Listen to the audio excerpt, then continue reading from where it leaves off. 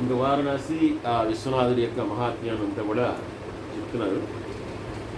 ఇది ఎవరు అడిగారు, ఎవరు చెప్పారంటే సాక్షాత్తు పార్వతీదేవి అడిగింది. ఇన్ని జ్యోతిర్లింగాలు ఉన్నాయి కదా, ఇన్ని చోట్ల మీరు జ్యోతిర్లింగ రూపంలో వెలిశారు. శ్రీశైలం అయితే కనుక మరి ఆ స్కందుల కోసం మనం స్వయంగా వెళ్ళాము, అక్కడ ఉన్నారు, అనేక చోట్ల ఉన్నారు. అయితే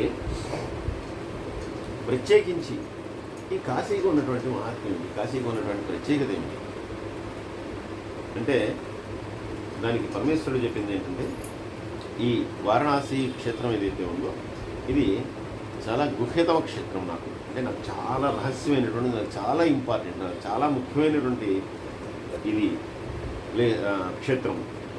ఎందుకంటే ఇక్కడ జీవుల యొక్క ముక్తి అనేటటువంటిది ఎప్పుడు కూడా జరుగుతుంటుంది. ఇక్కడికి వచ్చినటువంటి వాళ్ళు ఎవరు కూడా ముక్తి పొందినటువంటి వాళ్ళు ఎవరు ఉండరు. అలాగే సకల దేవతలు, సిద్ధగణములు వాళ్ళందరూ కూడా నన్ను ఆశ్రయించి ఈ క్షేత్రంలో ఉంటారు, ఈ వారణాసి క్షేత్రంలో ఉంటారు.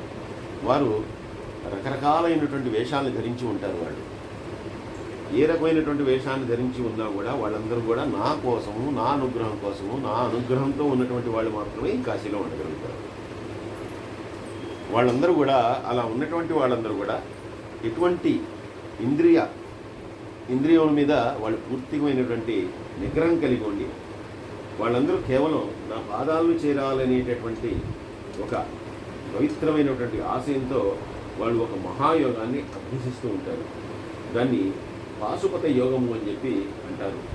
అలాగే మనకి రుద్రాల్లో కూడా వస్తుంది. రుద్రం ఇప్పుడు మేము చేసేది ఏకవార రుద్రం, రోజు చేసేది. అలాగే ఏకాదశి రుద్రం అంటే 11 సార్లు రుద్రం చేయడం ఉంటుంది. అలాగే మహాపాశుపత రుద్రం అని ఉంటుంది. అలాగే ఈ మహాపాశుపత యోగం అంటారు. ఈ మహాపాశుపత యోగాన్ని వాళ్ళందరూ కూడా ఆచరిస్తూ ఉంటారు. అలాగే ఈ వారణాసి క్షేత్రం ఏదైతే ఉందో మోక్షాన్ని కలగజేస్తుంది. ఆ మోక్షాన్ని ఎలా ఇస్తుందంటే భోగరూపంగా ఇస్తుంది.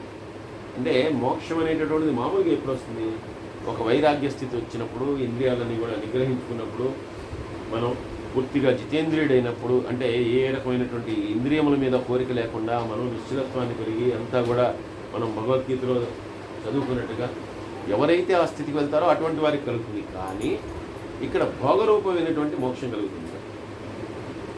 దానికి కారణం ఏంటో చెప్తాను విను అని చెప్తూ, ఇక్కడ ఉన్నటువంటి అంటే వారణాసి క్షేత్రానికి వచ్చేటటువంటి జ్ఞానులు కానీ అజ్ఞానులు కానీ అందరూ కూడా మోక్షానికి వెళ్తారు. వాడు కేవలం జ్ఞానం అవ్వాల్సిన పని లేదు, వాడి వైరాగ్యంతో ఉండాల్సిన పని లేదు, మనో నిగ్రహం కలిగినటువంటి వాడు, ఇంద్రియ నిగ్రహం కలిగినటువంటి వాడు ఇలాంటివి ఉండాల్సిన పని లేదు. వాడు కేవలం కాశీకి వస్తే చాలు, ఇక్కడ మరణించాడా వాడు ముక్తిని పొందుతాడు. అలాగే ఇది అందుకే అవిముక్తమైనటువంటి క్షేత్రం. ఇది అందరికీ కూడా ఇది ముక్తిని కలిగించేటటువంటి శ్రేష్టం. ఇందులో ఎటువంటి సందేహం లేదు. ఇక్కడికి వచ్చేటటువంటి వాళ్ళు స్త్రీలైనా, పురుషులైనా, నపుంసకులైనా ఎవరైనా సరే మరణిస్తే కనుక ముక్తిని పొందుతారు. అందులో స్త్రీలలో మళ్ళీ వాళ్ళు కుమారి అయినా, యవ్వని ఒకవేళ భర్త పోయినటువంటి స్త్రీ అయినా, రజస్వలుగా ఉన్నటువంటి స్త్రీ అయినా, ప్రసవించినటువంటి స్త్రీ అయినా, ఎవరైనా సరే ఎట్టి స్థితిలో ఉన్నా కూడా వాళ్ళందరికీ కూడా ఇక్కడ కనుక మరణిస్తే కనుక వాళ్ళందరికీ కూడా మోక్షం కలుగుతుంది.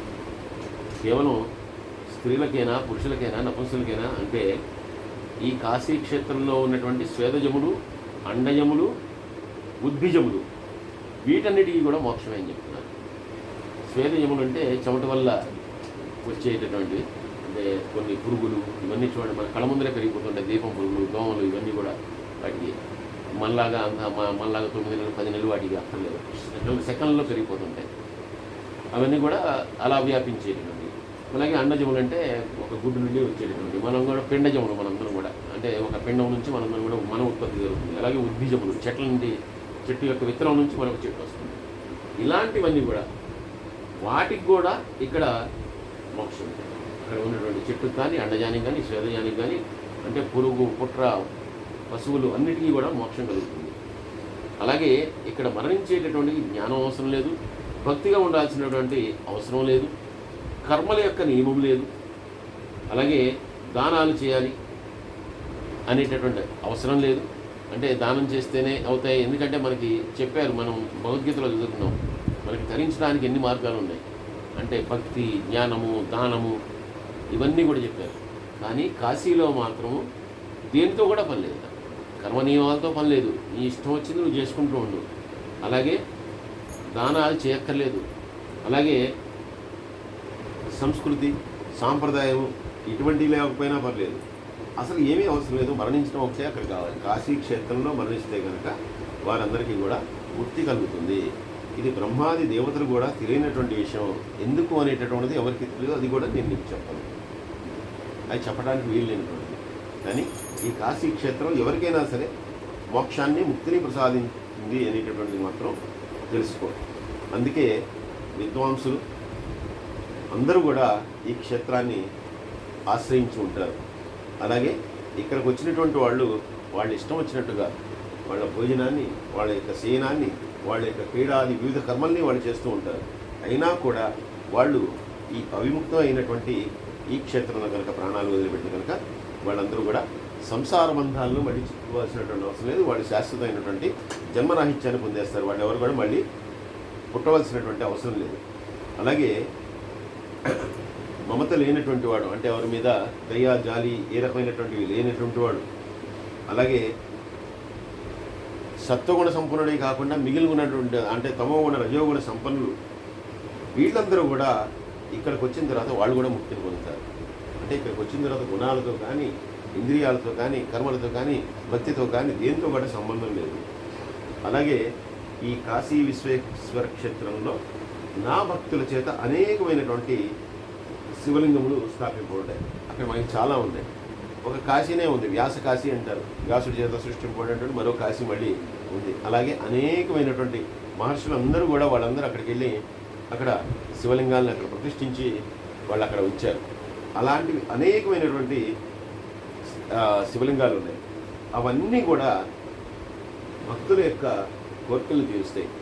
వాళ్ళు ఆ లింగాల్ని వాళ్ళు పూజించి వాళ్ళు ఏవైతే కోరికలు అడుగుతారో ఆ కోరికలని కూడా తీరుతాయి. కాబట్టి ఇది సకలమైనటువంటి పాపముల నుండి విముక్తిని పొందించేటటువంటి క్షేత్రం. అలాగే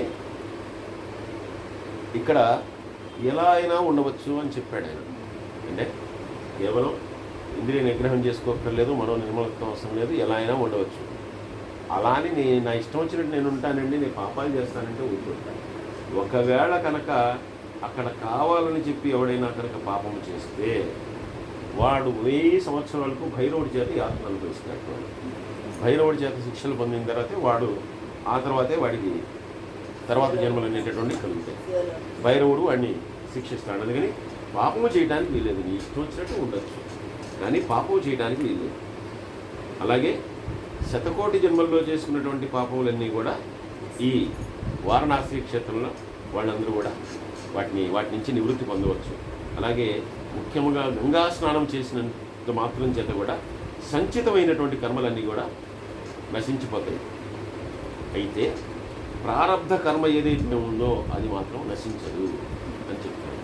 అంటే మన కర్మల్లో కూడా ప్రారబ్ధ కర్మ, సంచిత కర్మ, అలాగే భవిష్య కర్మ, ఇలా కొన్ని రకాలు ఉన్నాయి. ప్రారబ్ధ కర్మ అంటే మనం తెచ్చుకుంటాం అన్నమాట, స్టాక్ తెచ్చుకుంటాం, మన బ్యాంక్ బ్యాలెన్స్ తెచ్చుకుంటాం. అది మాత్రం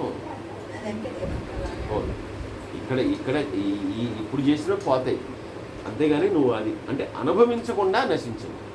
నువ్వు అనుభవించవలసిందే, కానీ అనుభవించిన తర్వాత మాత్రమే నశిస్తుంది. కాబట్టి అయితే ఇక్కడికి వచ్చి కాశీ క్షేత్రంలో అడుగు పెట్టినందువల్ల ఆ ప్రారబ్ధ కర్మ అనేటటువంటిది అనుభవించకుండా పోదు. కానీ ఒకవేళ నువ్వు కాశీలో కనుక మరణిస్తే కనుక, కాశీలో వచ్చినటువంటి వాడు కనుక మరణాన్ని పొందితే కనుక వాడి యొక్క ప్రారబ్ధ కర్మ కూడా క్లోజ్. అంటే కాశీలో మరణం అనేటటువంటిది ఎంత ఇంపార్టెంట్ అనేది ఈ అధ్యాయం అంతా కూడా చెప్తున్నారు. అందువల్ల అలాగా కాశీలో మరణం అంటే అందుకే కాశ్యాంతు మరణం అని చెప్తారంతే. దానిలో ముఖ్యమైనది ఏమిటంటే కాశీలో విశ్వనాథుడి దర్శనం కానీ, విశ్వనాథుడి పూజ కానీ, విశ్వనాథుడి అభిషేకం ఇవన్నీ చెప్పాలి. కాశ్యాంతు మరణం, అక్కడ ప్రాణాలు పోవటం గొప్పతనం. ప్రాణాలు పోతే అన్నీ అంటే ఓల్డ్ బ్యాలెన్స్ అన్నీ క్లియర్ చేసేసుకున్నట్టే వాడు మోక్షం పొందుతాడని చెప్పి మనకి శాస్త్రం చెప్తుంది. అలాగే ఎవరైనా ఒక బ్రాహ్మణుడి కాశీలో నివాసం ఏర్పాటు చేసినా, వారికి భోజనం ఏర్పాటు చేసినా కూడా వారికి విశేషమైనటువంటి ఫలితం కలుగుతుంది. ఇలా కాశీ విశ్వేశ్వర లింగము యొక్క ప్రశస్తమైనటువంటి మహాత్మ్యాన్నంతా కూడా నీకు చెప్పాను. ఈ కాశీ క్షేత్రం ఏదైతే ఉందో అది భోగ మోక్షాలని రెండు ప్రసాదిస్తుంది. భోగాన్ని ప్రసాదిస్తుంది, మోక్షాన్ని ప్రసాదిస్తుంది అని చెప్పి సాక్షాత్తు పరమేశ్వరుడు పార్వతీదేవి అడిగిన దానికి సమాధానంగా ఈ కాశీ విశ్వేశ్వర క్షేత్రము దాని యొక్క మహాత్మ్యాన్ని గురించి చెప్తూ ఉంటారు. సర్వే జనా సుఖినో భవంతు, సమస్త లోకా సుఖినో భవంతు. స్వస్తి.